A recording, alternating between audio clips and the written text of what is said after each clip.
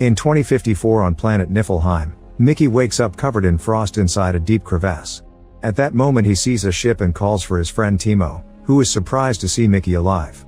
However, when Timo comes out, he only grabs Mickey's flamethrower and says it's not worth saving Mickey too since he'll die soon anyway. This Mickey is a clone, the 17th to be exact. Every time he dies, the company he works for just prints another body. His memories are uploaded to a computer every week and injected into the new body when it's printed. That way he doesn't have gaps in his memory. It's become such a normal part of the science department's routine that they barely pay attention to Mickey during the process. While printing Mickey 17, a hose fell from the printer and affected the process before the scientist reconnected it. Cloning is banned on Earth and only allowed in space to be done on people known as expendables. Mickey is an expendable, which means he's sent to do dangerous things without caring about the risk because they can just make another one. One day, they sent him outside the spaceship to do some repairs, but Mickey soon realized they were lying. The machine was fine, they actually wanted him to be exposed to radiation and share everything he felt while he slowly died. Suddenly a tool fell and cut his hand off, which the scientists found cool. The next Mickey they printed had only 15 minutes to live, so the scientists concentrated on taking samples, which Dr. Dorothy called special. This started 4 years ago on Earth. Mickey was best friends with Timo, who convinced him to get a loan from some shady people to open a macaron store. The business didn't do well and soon dangerous men were going after the duo to ask for payment. Timo and Mickey tried to run away, but the men threw special grenades that tased them until they fell unconscious. When they woke up they got to meet mafia boss Darius, who enjoyed cutting his victims' bodies with a chainsaw. The friends understood that if they didn't get the money, they would end up dead as well. That was how they decided to leave Earth. Mickey applied to the colony expedition, however there were millions of people applying as well. The expedition was led by former Congressman Kenneth, who lost his last 2 elections. He had lots of fanatical supporters willing to do anything for him, and that earned him a big sponsorship from a particular religious corporation. It was easy for Timo to get a place in the expedition because somehow he got a learner's permit as a pilot. Mickey had no qualifications whatsoever, so he chose expendable on the application without reading what it was about. A company representative gave Mickey a tour while telling him about expendables.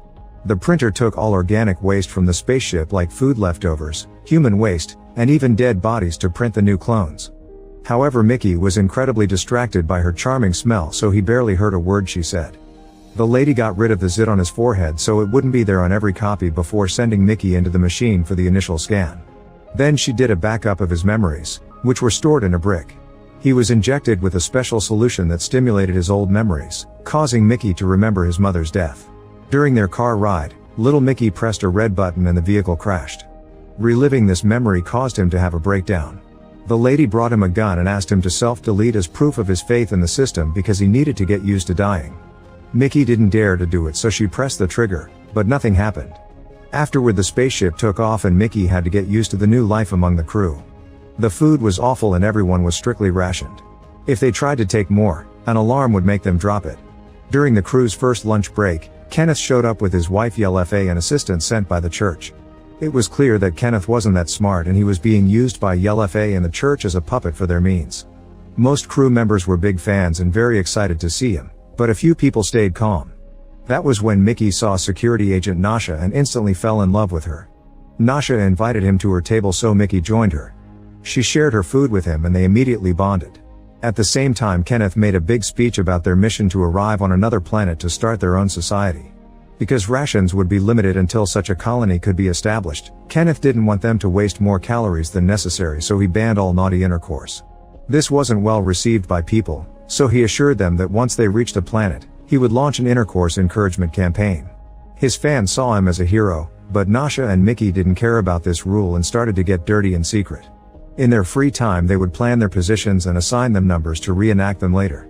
Crew members always insisted on asking Mickey what dying was like, making him uncomfortable. One day Nasha threatened to shoot them so they could find out. This caused a fight in the cafeteria and security made them all spend the night in a cage. Mickey also got his rations cut by a half. When women like Kai and Jennifer tried to sit near Mickey to befriend him, Nasha would quickly cut in to remind them he was taken. Eventually the ship reached Niflheim and scientists sent Mickey out without a helmet to gather all the virus in the area. Mickey immediately felt sick and died, but his experiment was repeated several times to try to find a vaccine. One time Mickey was still alive inside the body bag and the scientists noticed, but they threw him into the cycler anyway. Thanks to Mickey's 12 to 16, a vaccine was found and humans could visit the planet without needing a mask. Mickey was sent out with the first exploration team and they got inside a freezing cave. Kai noticed a hole in the wall and found some worm-like creatures. One of them tried jumping on her and when she started to run, the little alien grabbed her leg. A team member opened fire and scared all the aliens away. Then the group started to make their way out but Jennifer froze when she heard a creature above her. She opened fire at it and broke the ice, which crumbled and crushed her to death. Later at the spaceship, Kenneth yells at Mickey for not dying instead of Jennifer since he was made for that. He also saw footage of the creatures and named them creepers. Mickey's rations were halved again and his shift was doubled. They sent him out to get creeper samples and Timo would fly by to drop him food. One afternoon Mickey stepped on some thin ice that broke and caused him to fall into the crevasse. After Timo leaves, a huge creeper finds Mickey and begins dragging him away. All the babies soon surround him and nibble his fingers playfully. The mother creeper drags him out of the crevasse and makes some noises at him that Mickey repeats. He stares at the creatures and concludes clones are so disgusting that not even aliens want to eat them. Then Mickey sees a company truck passing by. He tries yelling for help but they don't hear him, so Mickey runs until he manages to climb on the top of the vehicle. When he returns to the ship, Mickey goes to his room and lays down on his bed, only to discover that Mickey 18 has already been printed and is there too. 17 freaks out because multiples are illegal, and 18 throws a weight at him to knock him out. The issue with multiples started back on Earth when the cloning method was discovered. The ethics committee was worried about the abuse of cloning, especially since a member of the science team named Alan was suspected to be a sociopath. A witness identified him as the man behind all the deaths of homeless men in the city, but Alan had a perfect alibi. Eventually the cops got permission to raid Alan's home and discovered he secretly cloned himself to do the crimes and have an alibi at the same time. While those two Alans were being interrogated, a third Alan was still murdering hobos on the streets. That Alan was caught too and there was a big debate on how to apply the law to that unique situation. The church spoke against multiples, saying the same soul should only have one body. However, the science team thought it'd be a waste not to find applications for this technology. Kenneth joined the debate by explaining he believed printed bodies were a sin, but they could use them for the greater good. That was how he introduced the expendable program, proposing a law that would keep only one expendable per planet and promising to kill every clone if multiples ever happened.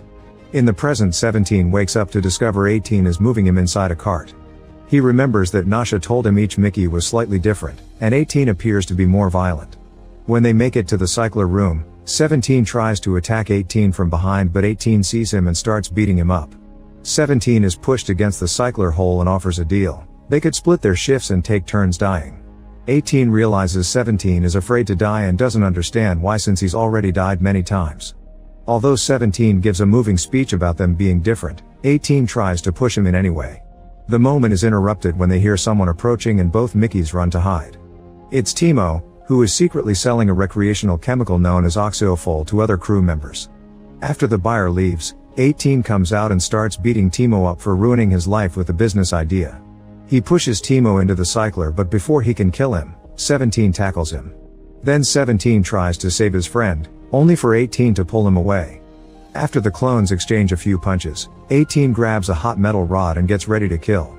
The moment is interrupted again when Nasha and the head of the security team Zeke enter the room. 18 tells Timo to play along if he doesn't want him to tell everyone about the Oxofol business, so the duo pretends Timo accidentally fell and 18 saved him. 17 watches all this from the shadows and gets extremely jealous when he sees Nasha leave with 18 while getting handsy. He tries to follow them, but he's blocked by a church representative who asks him to take a picture with the company mascot. He also announces that Mickey has won a private dinner with Kenneth and Yell FA. As soon as they sit him, Mickey can't stop eating the fantastic food. After Kenneth apologizes for his reaction to Jennifer's death, Kai also joins the dinner. The couple apologizes to her for Jennifer's death and tells her about their future plan.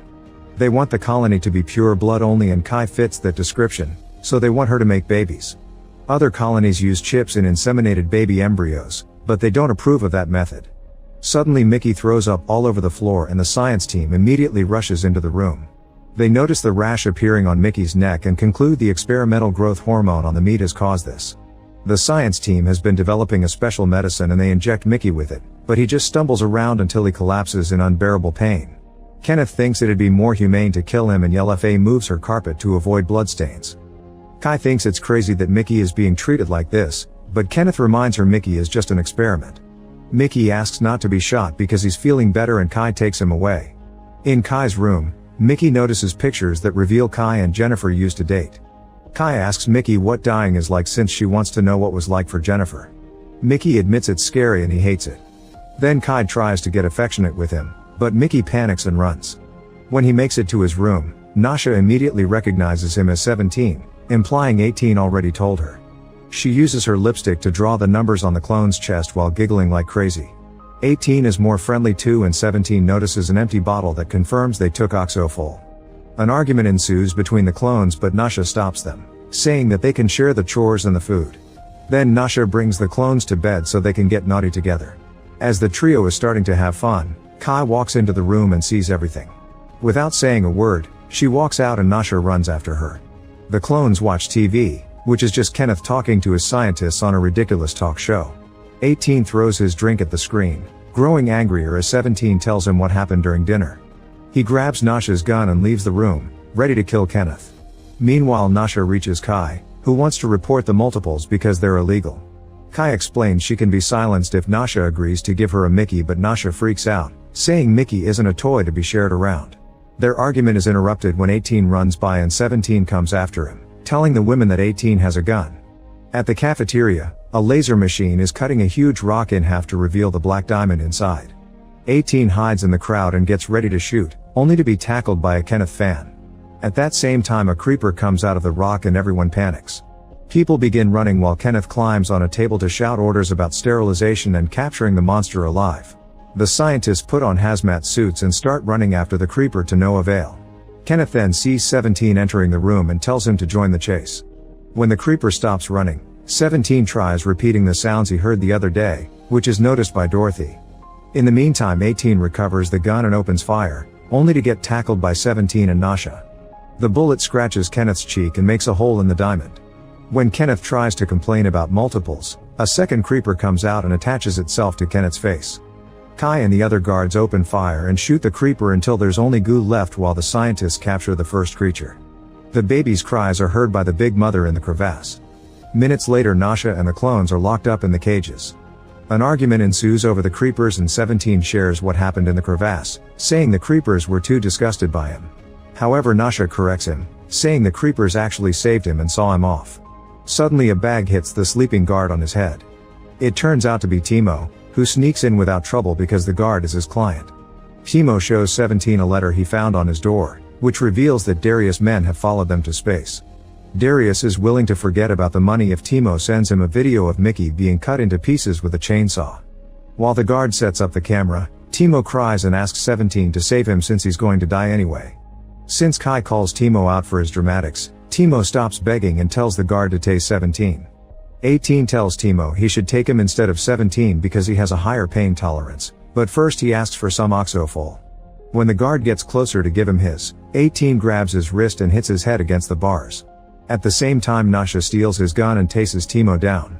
Then she takes the guard's keys to escape the cell and grab the chainsaw, getting ready to kill Timo. At that moment they're found by Zeke and everyone gets arrested again.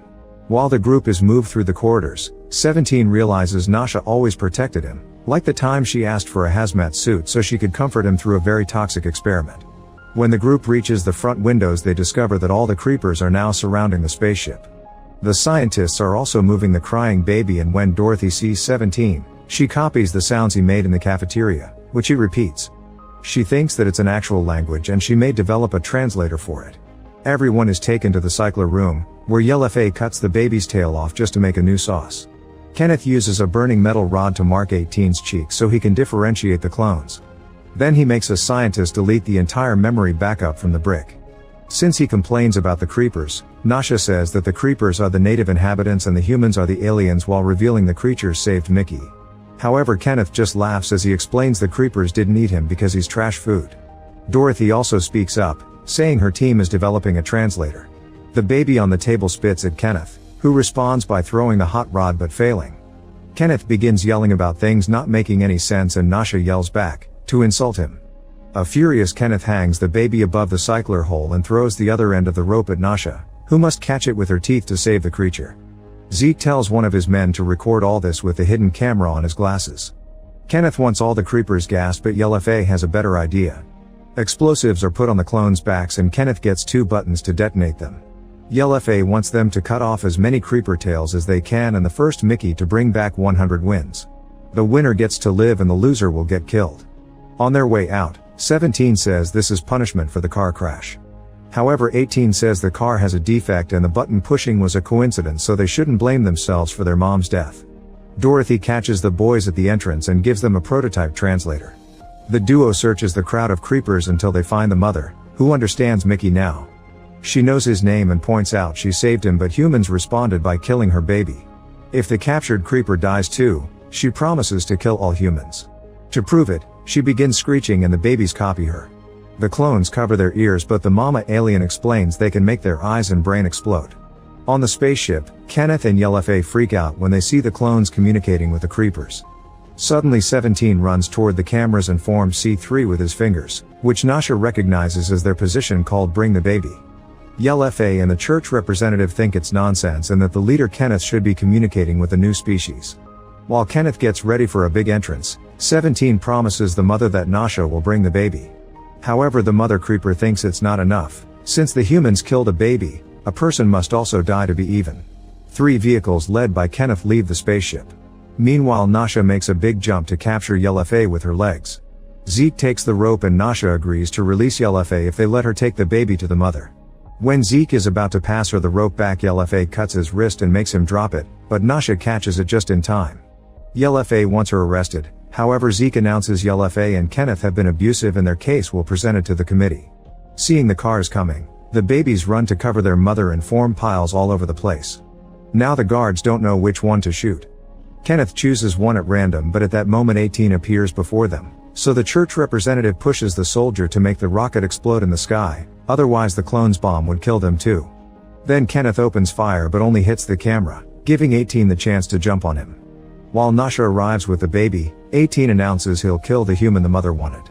He hesitates for a second and Kenneth tries to manipulate him with fear of death, but 18 presses the button anyway. The bomb kills him and Kenneth at the same time, so the creepers leave in peace. After it's all over, the whole crew is put in jail. YellowFay loses her mind and is sent to a psych ward, where she self-deletes. Timo encounters Darius Mann and bites his ear off before throwing him into the cycler, but he gets out on probation under self-defense. The trials for the rest of the crew become a legal and political mess, so after Nasha gets out of jail, she runs for a position on the committee hoping to change the organization. Dorothy finishes the translator and Mickey chats often with the creepers. He discovers that the screeching is just a random noise they make and can't hurt humans. The mother had only been bluffing. 6 months later, Mickey notices someone near the cycler and discovers YellowFay printing a new Kenneth. Mickey points out she's supposed to be dead, so YellowFay offers her bleeding hand to touch. Unlike the memories about his mother's death, Mickey isn't afraid anymore, and he then wakes up. He's sitting with the crowd listening to Nasha give a speech as the new committee leader. When she announces that the Expendables program is over, Mickey presses a button and destroys the cycler. Make sure to subscribe and turn on notifications so you can watch more videos like this. Thanks for watching.